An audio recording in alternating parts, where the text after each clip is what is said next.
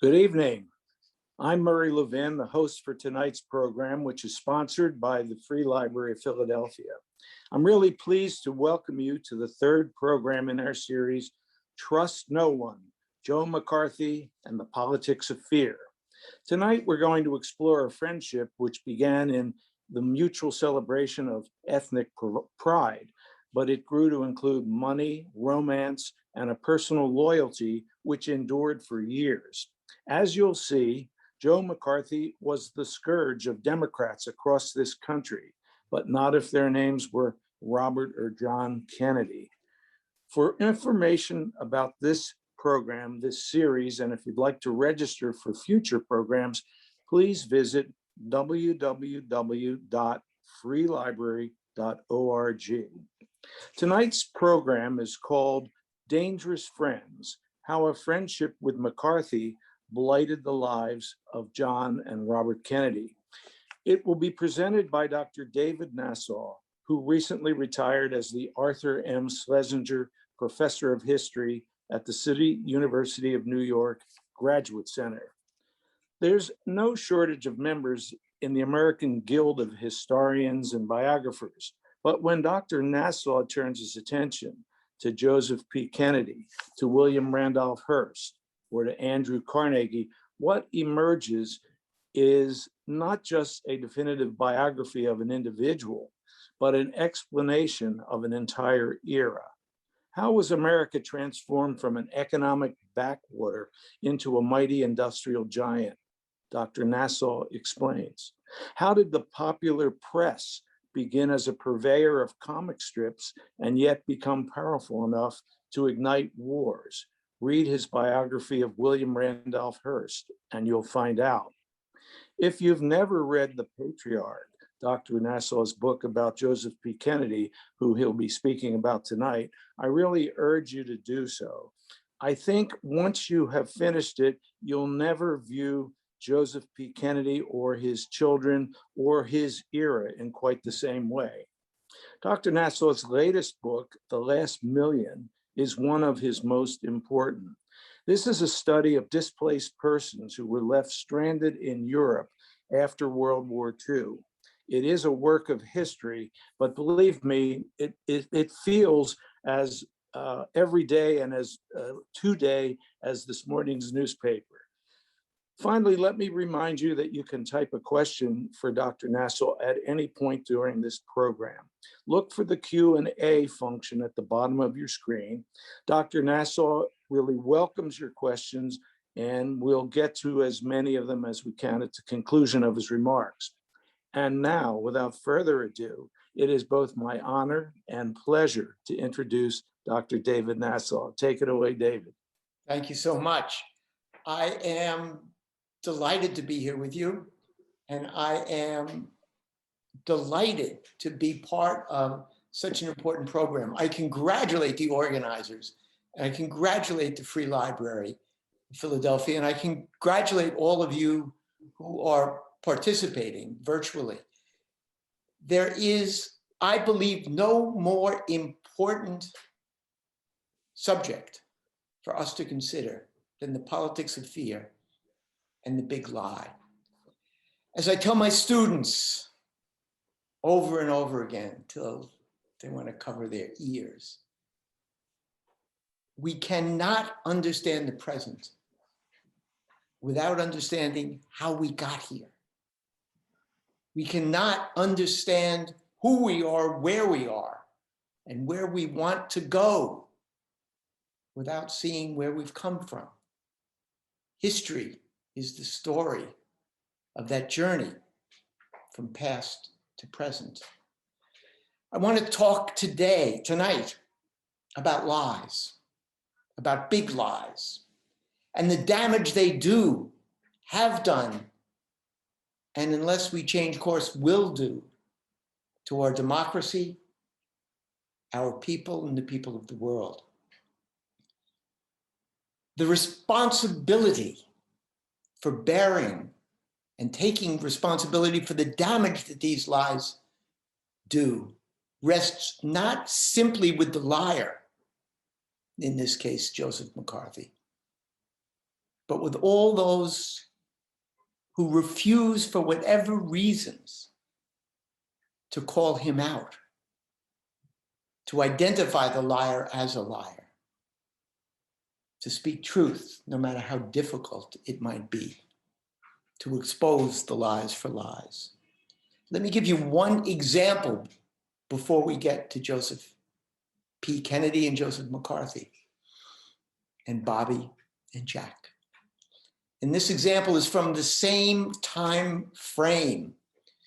In my latest book, The Last Million, I talk about the 1 million refugees who are left behind in Germany when World War II is over, with no homes to return to, like the 250,000 Jews, or no homes that will welcome them, like the large numbers of war criminals and Nazi collaborators who ended up in Germany at the end of the war because they knew if they remained in their homes, they would be brought to justice, prosecuted for their collaboration in war crimes. The United States did not welcome any of these refugees. It took 3 years until in 1948, June of 1948, the American Congress passed a Displaced Persons Act. 3 years after the war had ended, 3 years after these people had been assembled in displaced persons camps. The Displaced Persons Act made available 200,000 visas, special visas for the displaced persons. But the law was written in such a way that 90% of the Jewish survivors were denied these visas. Why? Because of a big lie that was promulgated by those who controlled the Congress, the Southern Democrats, the Western and Midwestern Republicans. And they claimed over and over again that the Jewish survivors, who happened to be Polish, many of whom had survived Hitler because they had escaped to the Soviet Union, they should not be allowed into this country because they were most likely communist sympathizers, communist operatives, communist spies. They were security risks. The big lie of 1948, 1949, 1950 brought back into currency the big lie that emerged right after the Bolshevik Revolution. The lie of the Judeo-Bolshevik conspiracy. The Jews were subversives, the Jews were Bolsheviks. And for that reason, hundreds of thousands of Jews in 1948 were denied entrance to the United States of America. While a second big lie allowed thousands, we don't know how many of thousands of Eastern Europeans who had committed war crimes or collaborated with the Nazis and now claimed that they were not pro-fascist or pro-Nazi, that they had all along fought in World War II on the side of the Germans because they were anti-communist. That was the second big lie. And that privileged the entrance to this country of we know not how many war criminals, while the Jews were left out. Let's jump, not in time, but in subject, to the story of Joe McCarthy and the Kennedys. Their meeting. Joe McCarthy always said that he met Jack and was introduced to the Kennedy family in the South Pacific when he was serving as Tail Gunner Joe. And Jack Kennedy ran a PT boat. Well, that's a lie, not a big lie, but a lie. And no one in Kennedy land ever called him out for that lie. How did he meet the Kennedys? 1946, he was elected senator. 1946, Jack Kennedy was elected to the House of Representatives. Jack Kennedy moved into his own townhouse, 3-story townhouse in Georgetown, where he lived with his sister Eunice, with his friend and aide Billy Sutton, and with a cook and housekeeper.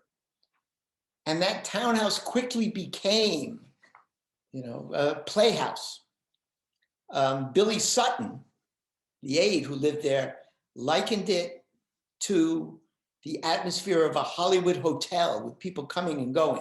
Joe McCarthy was one of those who showed up regularly. He was an instant hit. This is before he had become, he was a nondescript senator. This was before he had made a name for himself as an anti-communist, telling the big lies.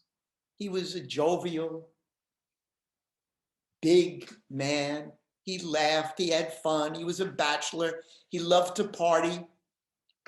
He took out Eunice, he dated Eunice, he dated Pat, Eunice's sister, and he may have dated a third Kennedy sister, Jean, though she was 21 years younger than he. Again, he was charming, friendly, outgoing, with a broad, though not very subtle sense of humor. In February of 1950, Joe McCarthy, who's worried about re-election to the Senate, who's worried that, nobody knows who he is or what he stands for, he gives a speech at the Ohio County Women's Republican Club. And he claims, waving a piece of paper in the air, that he has a list of 205 communists who were working in the State Department. He had no evidence. As a matter of fact, he probably had no list. We think that paper was empty. Journalist George Reedy remarked that, quote, Joe couldn't find a communist in Red Square. He didn't know Karl Marx from Groucho Marx. But it didn't matter. He had found the big lie that the State Department, that the American government was riddled with communist subversives who were going to take over the country. He had found the big lie that catalyzed the fears of Americans, that one war was over, but another was on its way. Most historians and journalists and commentators claim that the Kennedy men, Bobby and Jack, were friendly with Joe because their father was friendly and they didn't want to offend their father.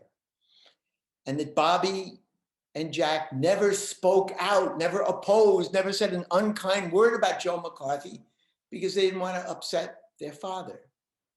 But that's not entirely true. The boys were the ones who brought Joe McCarthy home. They brought him to Hyannisport, where he was a big hit. Again, he becomes friendly with the patriarch, Joe Kennedy, and with the entire family. Again, he's a lot of fun to be around, or so we are told. He plays shortstop on the Kennedy softball team until he's benched because he commits 3 errors in 3 plays. He goes boating with the gang until Eunice throws him overboard playfully, not knowing he can't swim.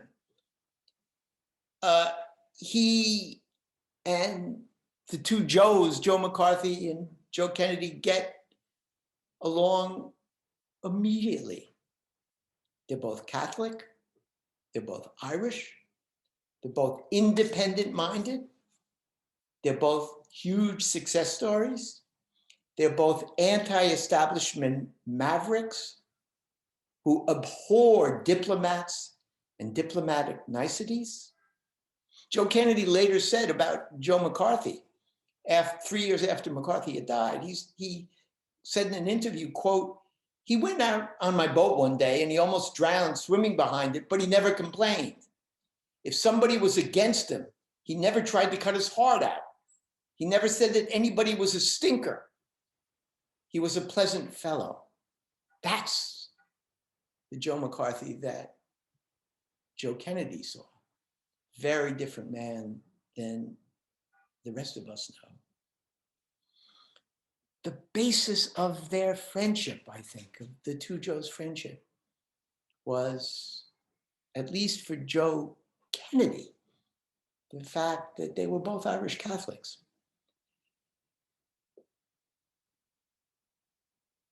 "70 years ago, ethnic relations, ethnic prejudice in this country was very different than it is today. Joseph Kennedy claimed, believed, identified himself as an American, pure and simple. An American who went to a Catholic church, American whose grandparents were born in Ireland, but an American with a capital A. He railed against those who saw him as anything different than that. He had grown up in East Boston, where the Irish Catholics were the dominant ethnic group. He went to Boston Latin, where there are a lot of smart Irish Catholics. He went to Harvard, and he got along fine because there was, again, a large contingent of Boston Irish Catholics. It was only when he graduated from Harvard that he understood what it meant to be an Irish Catholic in the beginning of the 20th century. He wanted to be a banker, didn't want to be a politician like his father or like his girlfriend's father. He wanted to be a banker. He wanted to wear a three-piece suit. He wanted to handle money. He wanted to make money. And he believes that with his background, I mean, he was dating the mayor's daughter. His father was one of the most important Democratic politicians in Boston and in the state. He had a Harvard degree. He was good with numbers. He was handsome. He was charming. He looked great. How could he not get a job? Well, he didn't get a job. He didn't get a job, not one of the Boston banks, all of which were run by Boston Brahmins, by white Anglo-Saxon Protestants, not one of them offered him a job. The only way he got into banking was to take a civil service exam and become an assistant bank examiner. And as an assistant bank examiner, he figured that every time he went to a bank in the state and showed them how smart he was, how personable he was, how charming he was, that he'd be offered a job. He never got that job. And why? Because he was an Irish Catholic lad from East Boston. Nobody saw Harvard. Nobody saw his smarts. Nobody saw anything but that. So when Joe McCarthy comes along, when he sees someone who, unlike him, didn't go to Harvard, unlike him, is not handsome, doesn't look good in a three-piece suit, doesn't have, the greatest of manners, but yet he's Irish Catholic, and he's already being looked down upon, or at least Joe Kennedy thinks so. Joe McCarthy is being looked down on and criticized for being a rambunctious, unmannered Irish Catholic. So for Joe Kennedy, from this moment on, Joe McCarthy can do no wrong. And when he's criticized for being an Irish Catholic. So Joe Kennedy thinks. In 1952, Jack Kennedy runs for the Senate. It was a courageous, brazenly courageous, almost stupidly courageous thing to do. Henry Cabot Lodge, was from the Lodge family. He was high wasp, and a veteran, and beloved, and handsome, and rich, and a good fundraiser. And he had been a good senator. But Kennedy takes him on. And Kennedy out-hustles, outperforms, out-campaigns Lodge. Nobody ever understood this about. One of the reasons for the Kennedy success is they worked harder than anybody else. They rang more doorbells, they shook more hands, they gave more speeches. They attended more coffee clutches and teas. They were everywhere. And the Kennedys had their father's money to spend on campaign literature and assistance and get out the vote machines. Kennedy believed, and both the father, Bobby Kennedy, who was Jack's campaign manager, and Jack himself believed that the only thing that could defeat them was if McCarthy, a Republican, came into the state and supported Lodge, a Republican. Because McCarthy was terribly popular among Irish Catholics in Massachusetts. And the Kennedys were afraid that he'd siphon away some of those votes from Kennedy. So what did they do? Well, we don't quite know. We think that Joe Kennedy offered him money. We think that someone in the campaign asked him not to come in. But in the end, he didn't come into Massachusetts, not because of Joe Kennedy's money, but because he liked Jack Kennedy and he didn't like Lodge. He wanted nothing to do with Lodge.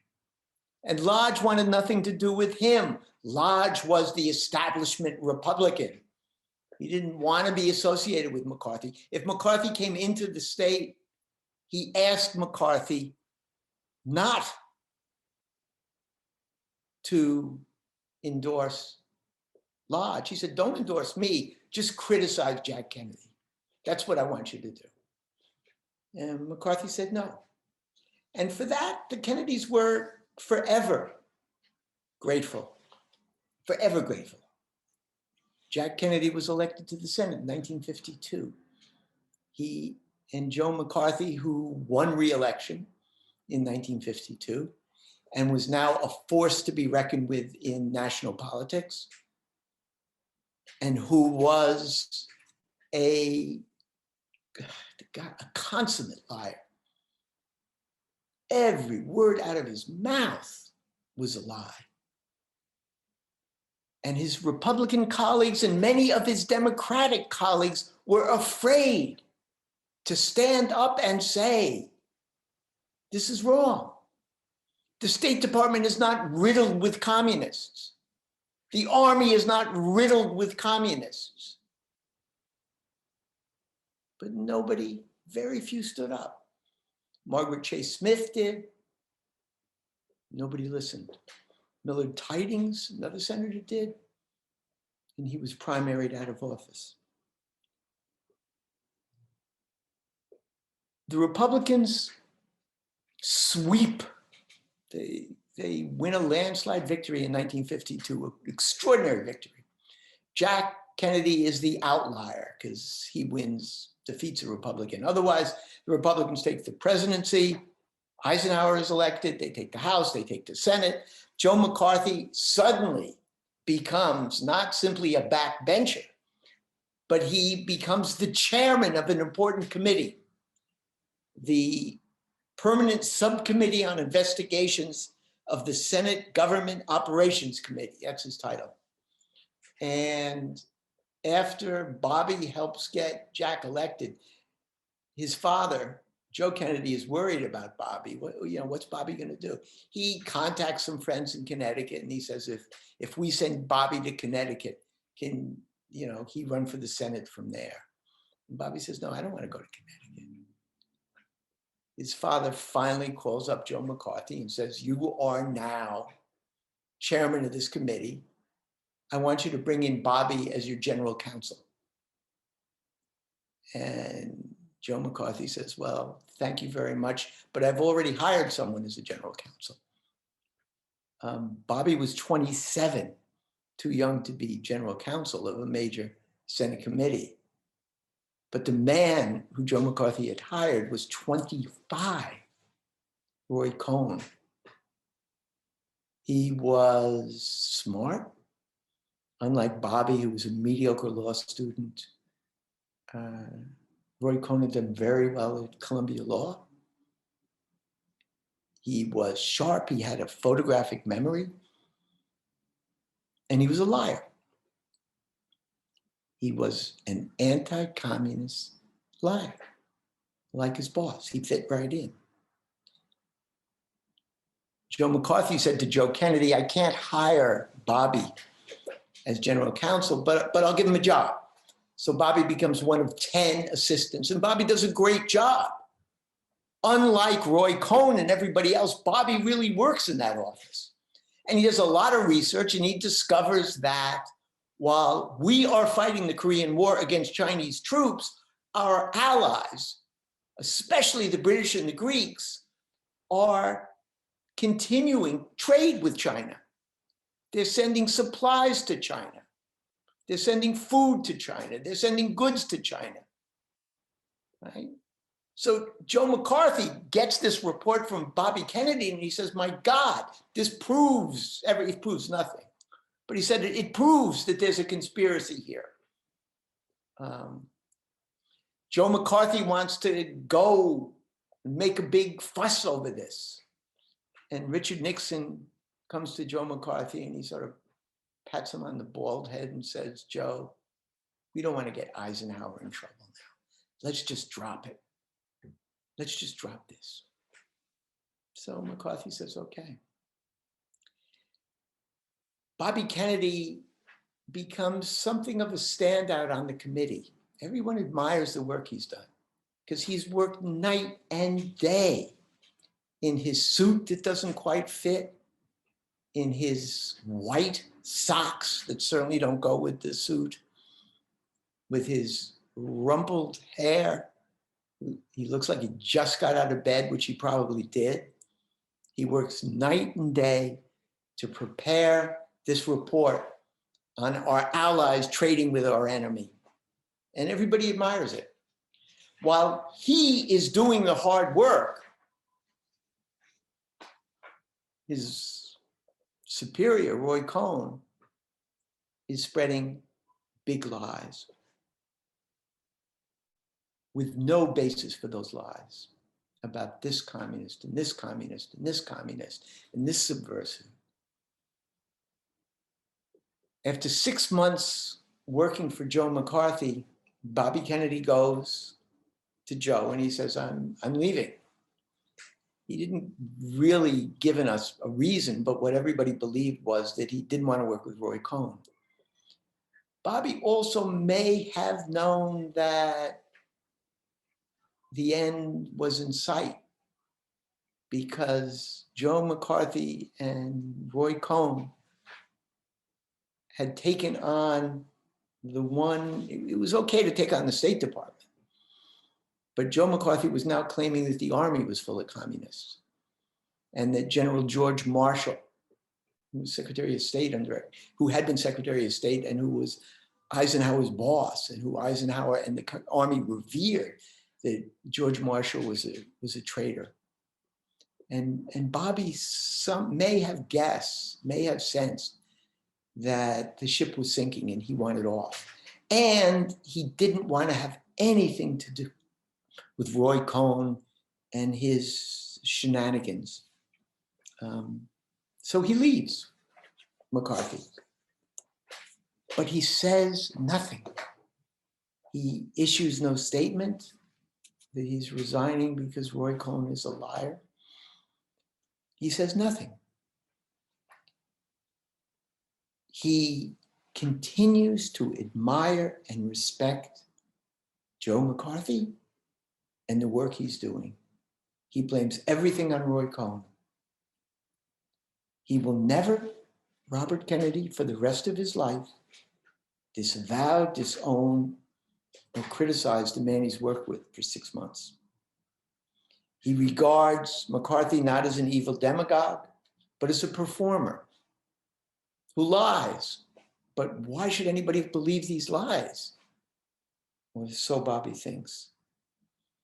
As Arthur Schlesinger put it in his biography of Robert Kennedy, Kennedy retained, quote, retained a fondness for McCarthy. McCarthy was an affable fellow who put on a tremendous show of beastliness, but didn't expect anybody to take it seriously. Well, Bobby should have taken it seriously, for God's sakes. Bobby knew the lies. Bobby knew the lives that were being destroyed. Bobby knew that the State Department was being hollowed out because one after another, Roy Cohn and McCarthy were going after the advisors, the consultants, the State Department officials, the diplomats who knew something about Southeast Asia and communist China. They were not communists. But Joe McCarthy claimed they were. And John Foster Dulles fired him. Even as he falls from grace, even as it becomes clear within the Senate, within Washington, that Eisenhower is fed up and that Eisenhower is going to go after him, Bobby Kennedy remains faithful to him. Bobby Kennedy and his wife Ethel and his sisters Pat and Jean and his father Joe attend McCarthy's wedding in the midst of the Army McCarthy hearings. When in late 53, McCarthy goes after the Army, no Kennedy says anything. Neither Bobby, who's now working for the Democrats on the committee, nor Jack Kennedy, who's a senator, nor his father, they say nothing. On July 30th of 1953, Senator Flanders of Vermont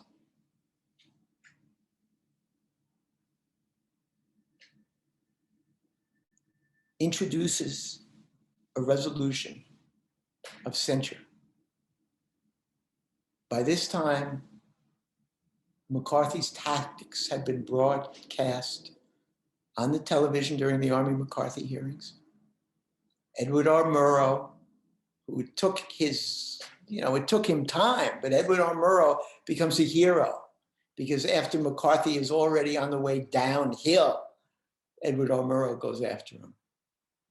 Local newsmen and reporters from Wisconsin who always claimed that McCarthy was a fake, they begin to be listened to. And McCarthy becomes less and less capable of defending himself. He is and has been an alcoholic, and it now takes over his life. He rants and raves and lies. And again, his Republican colleagues and very few of his Democratic colleagues say anything. They're going to vote on a censure. Jack Kennedy is put in a difficult position because he's going to have to vote for or against censuring Joe McCarthy. He's prepared, and he has Ted Sorensen, his speechwriter, prepare a speech in which he says he's going to vote, Jack says he's going to vote for censure, but on technical grounds, without calling into question either, quote, the motives or the sincerity of the junior senator for Wisconsin, without calling attention to his lies, without calling attention to the lives that have been destroyed, without calling attention to the State Department, which has been hollowed out of experts. Experts who Jack Kennedy will need 8 years later when he becomes president, tries to figure out what's going on in Vietnam and discovers that there's no one in the State Department who knows.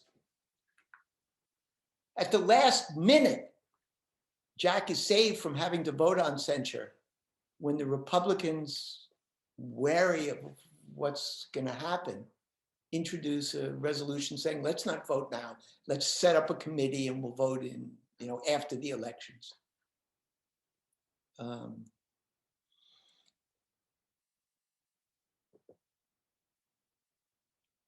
That August, in the midst of the backlash against Joe McCarthy, and in anticipation that he would soon be censured, Joe Kennedy is having dinner with Lord Beaverbrook, the British politician and newspaper magnate, and Lady Diana Duff. And at the dinner table, his British friends are criticizing McCarthy.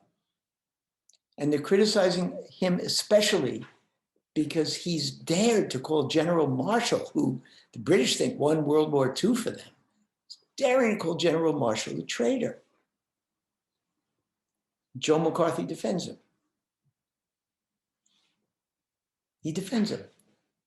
He disagrees with McCarthy about about Marshall and about the State Department being overrun by communists.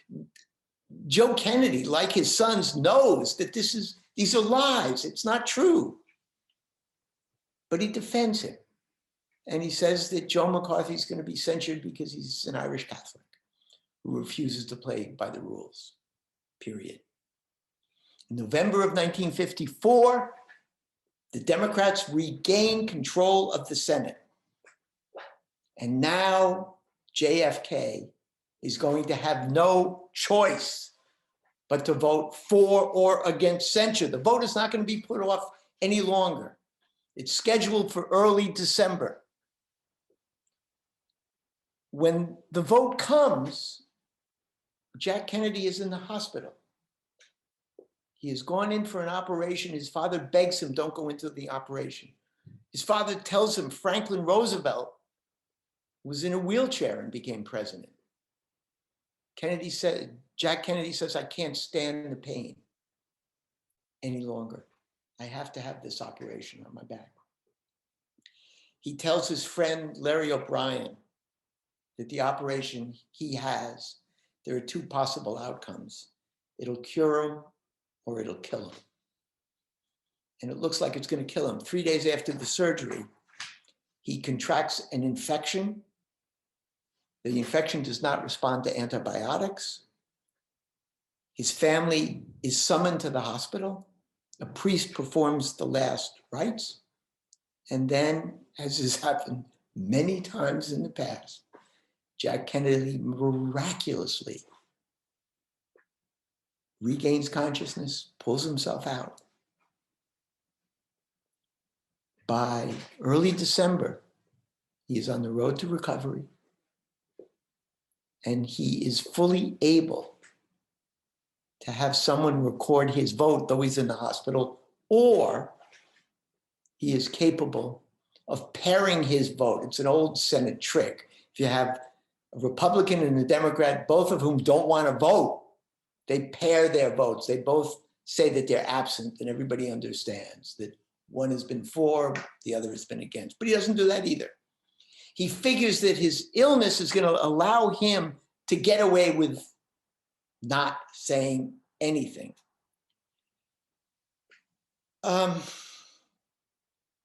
His biographer, James McGregor Burns, who's a fan of Kennedy, will later write that Kennedy was never terribly upset by McCarthy, and he never understood that McCarthy was not only a political issue, but a moral issue, that the lies were a moral and ethical issue.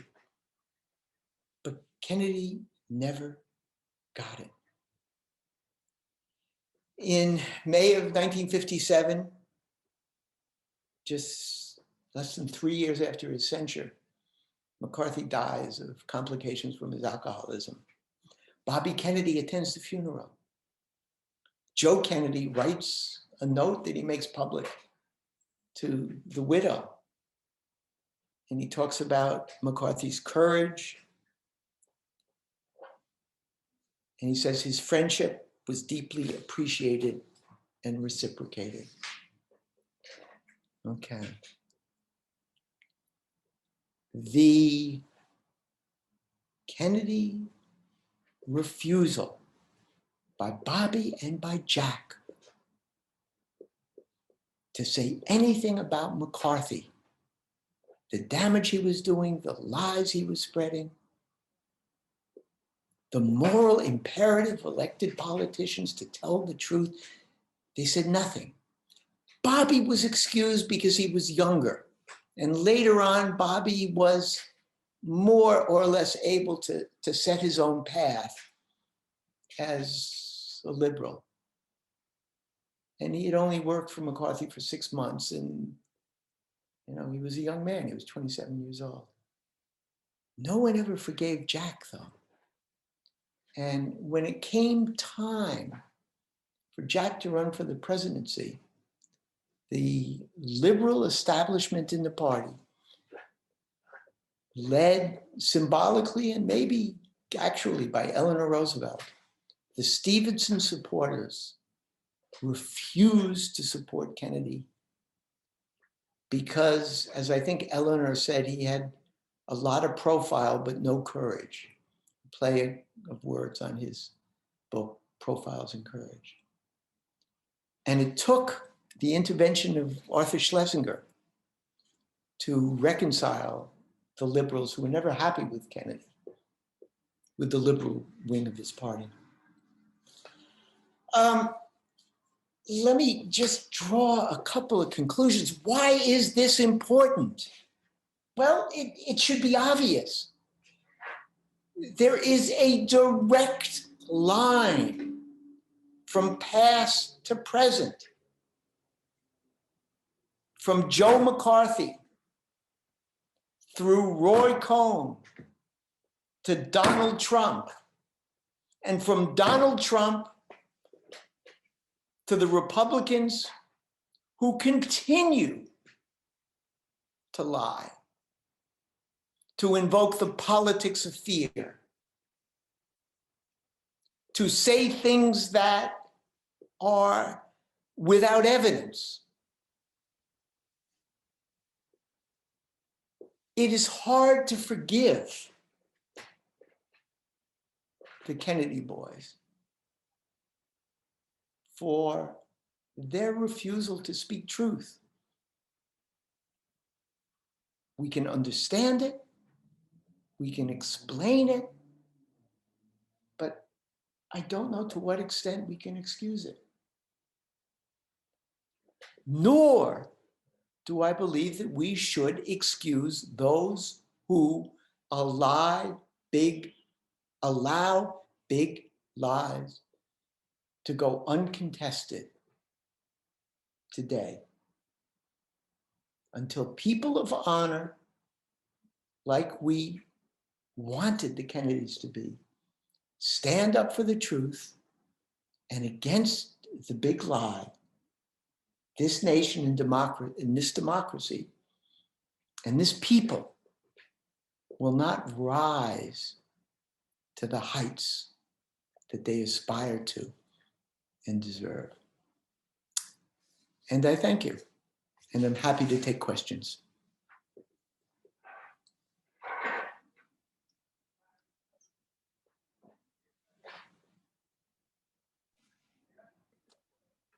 So there are a couple of questions there. Thank you very, very much, David, for that vivid and exciting and very, very interesting presentation. Let me start off by asking you, if I'm right, Richard Nixon came to Congress as a war vet in the same year, 1946, with McCarthy, and he took a somewhat similar path, although it was with the House Un-American Activities Committee.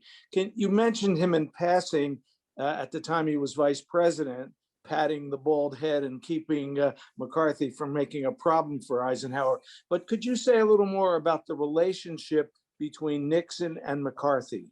Yeah, I don't want to for a moment claim that, you know, Joe McCarthy invented the politics of fear, or, you know, there were McCarthyism preceded Joe McCarthy.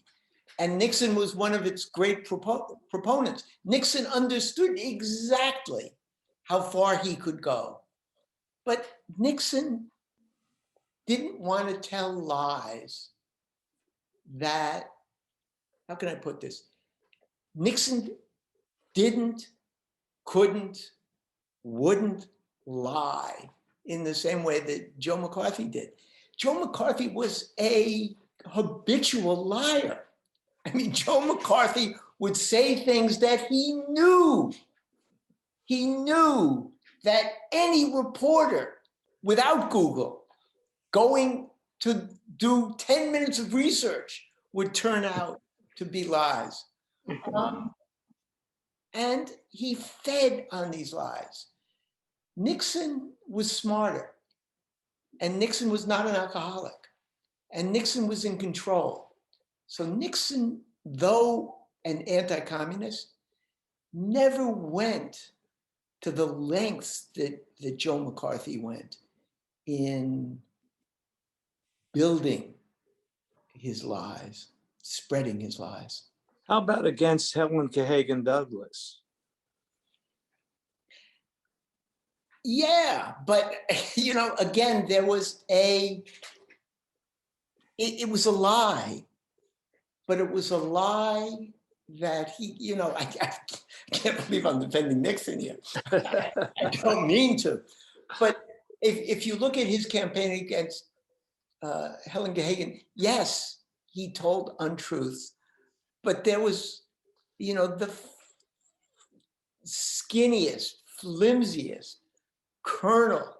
I mean, she was part of left-wing Hollywood. She was married to a left-winger. Hollywood was, you know, there were communists in Hollywood. It was much easier, and there were grounds to go after Hollywood spies in order to go after State Department spies. There was Alger Hiss, period.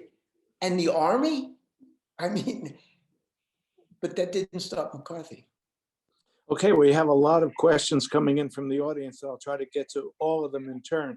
First of all, did Bobby Kennedy share with Jack, to your knowledge, the information that he uncovered about the Allies trading with China? No, he didn't. He was working for the subcommittee. He may have, but he certainly didn't do it in such a way that Jack could have picked up on it. It was, I mean, he was, you know, he wanted to keep his job. He was 27 years old, and it made sense to give his report to the committee that had requested it. And Jack wasn't in the Senate yet when this happened. I mean, Jack didn't have a prominent role in the Senate. He was a freshman, and he wasn't going to run with a story like this.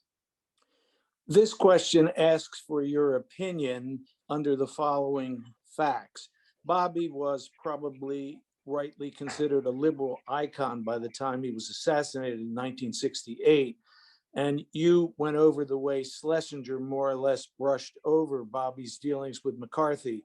So we're asking you for your opinion as to whether this represented a real evolution on Bobby's part, or was it just political expediency? It was good to be with McCarthy in the 50s, and it was good to be with the liberals in the 60s. No, I think Bobby really undergoes, I mean, Bobby is one of the more incredible figures in American politics. There are very few politicians who undergo a conversion experience in the same way that Bobby Kennedy did. I think after his brother's death, Bobby Kennedy went into a depression. I mean, his sisters and his friends talk about he didn't talk. He read theology. He walked on the beach. And when he decided to run for the Senate, he was a different man.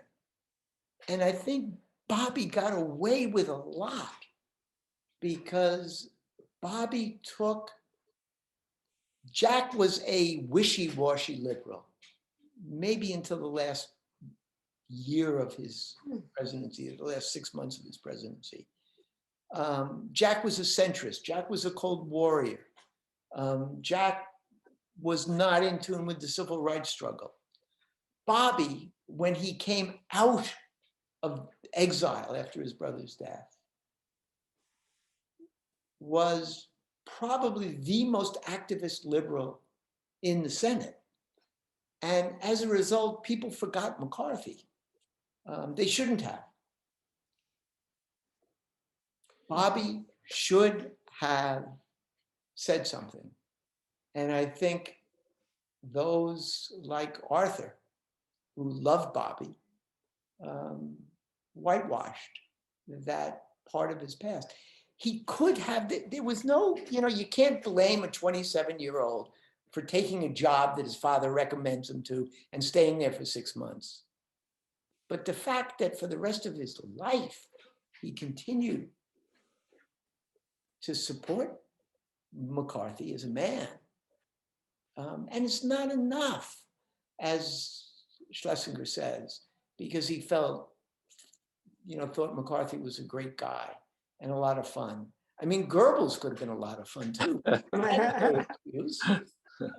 It's no excuse to say he was, a lot of fun to be around. He posed a danger to the democracy.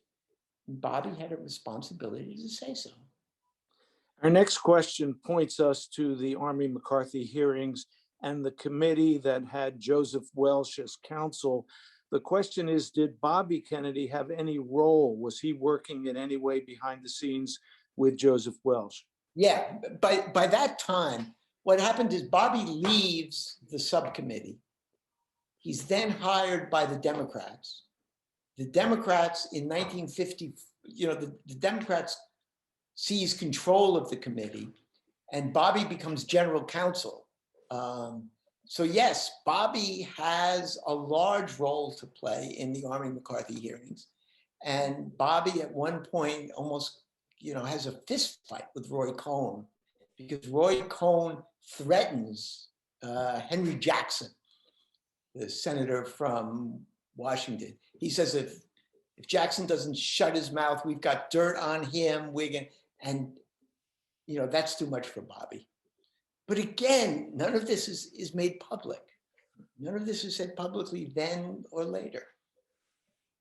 Our next questioner takes us to the third Kennedy brother, Edward, and we're wondering whether you can tell us about anything he had to do with or had to say about Joseph McCarthy. He was too young.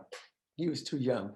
He was, he was a child when most of this happened. I mean, McCarthy dies in 1957.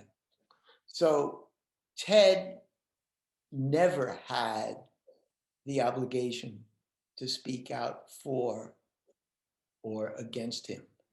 Was it ever an issue for example, in the early campaign against McCormick's son or grandson?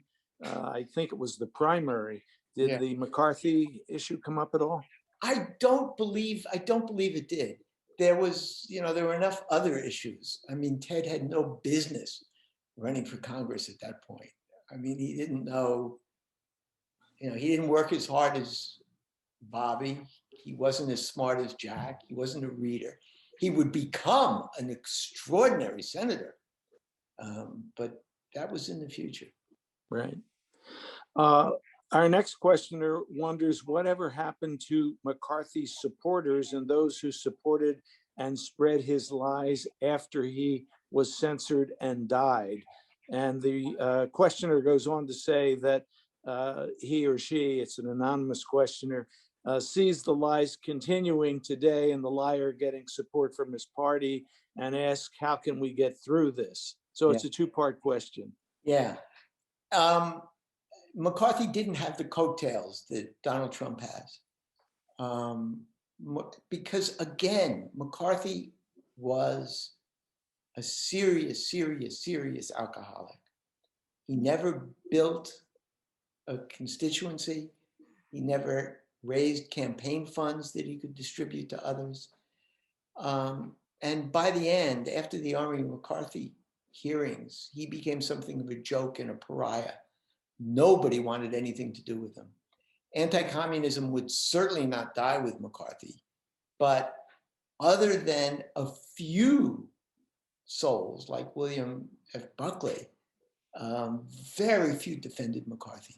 And when they defended him, they would say, well, McCarthy was right about, but he went around about it the wrong way. Trump is different, I think. And I think the lies, look at today's newspaper, look at yesterday's newspaper, look at the Washington Post, look at your Philadelphia papers, and look at the ways that the big lie is now attached to any number. Most recently, I think it was in the Washington Post today, there was a headline, The Big Lie, and they were referring to Governor Kemp of Georgia, who continues to say that the current law is not going to suppress votes. Now that's a lie. That's a lie. He should keep quiet. Don't lie. So that's why it is so important that we have these discussions. And it is so important that we see it worked for McCarthy. It worked for Roy Cohn. And Roy Cohn taught Trump that you can use the big lie if you use it over and over again and never back down. Never back down. We've talked a lot about supporting members of history at that time, people in the Senate, people in the House. Let's go to the White House. And this questioner asks you to talk a little bit about Eisenhower's role or lack of role in ultimately the undoing of McCarthy, and also say a word or two, if you will, about why he didn't come to the defense of General Marshall. It's disgraceful.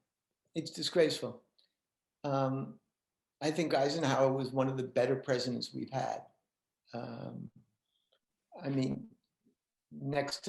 He was not Roosevelt, but he was a terrific president. But he never showed a great deal of courage. He was a politician, and he had survived and prospered in the Army as a politician. He was not going to go after McCarthy because he believed that McCarthy was going to destroy himself. And therefore, there was no need for Eisenhower to use his considerable capital with Republicans to go after McCarthy. Once again, it was a failure of courage. It was Eisenhower's responsibility, perhaps more than anyone else in the nation, to go after directly, publicly after McCarthy. But he did not. And I think he felt bad about it. I think he felt terribly uneasy with letting the Army get slammed around like McCarthy was doing.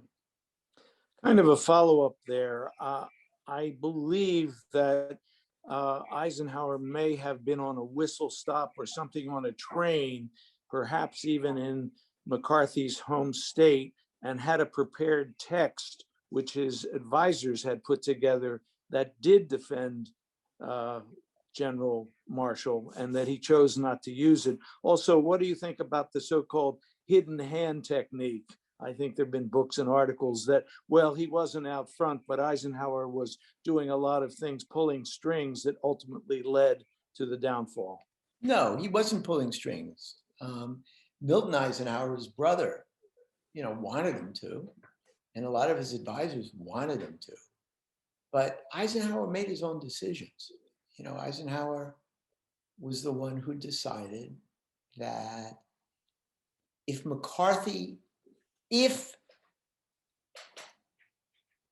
how can I put this? I think Eisenhower believed that if his action was the only way to take down McCarthy, then he was obligated to do so. But if McCarthy was going to drink himself into oblivion and take on the army and make a fool of himself, then let that happen. Eisenhower was not going to use up his capital. And again, it's a lack of courage, because it's not a question simply. The point I hope I've made tonight is that it's not a question simply of denouncing McCarthy. It's a question of denouncing lies, denouncing the use of lies as a political tactic, denouncing lies as a way to spread fear among the American public, so that the American public and Congress doesn't deal with the real threat. There is a real threat from the communists, but it's not in the State Department, it's in Korea, it's in Eastern Europe, it's later in Cuba. That's where the threat is. And Joe Kennedy knows that. The threat was not in Hollywood, is not in the State Department, and certainly not in the Army. While we're focusing on lies, one of our questioners says that it appears that McCarthy's lies did not have any effect, and now comes forward and reminds us of the Washington Post calculation of the thousands of Trump lies, and asks whether you think it will, in the same way, have no effect on Trump. No, I think McCarthy's lies had an enormous effect. I think one of the reasons we end up in a war in Southeast Asia, which we cannot win, it becomes clear only after the fact, is that the State Department has been stripped of its smartest people who knew China, but happened to have been Ivy League academics who were to the left. They weren't communists, but they were to the left. And McCarthy goes after them. I think McCarthy does enormous disservice to this country by spreading these politics of fear and by labeling people communists and conflating the left and liberal with communist. And I think we don't know yet what Trump's lies will mean. We have to see what happens in the next 4 or 5 and 6 years.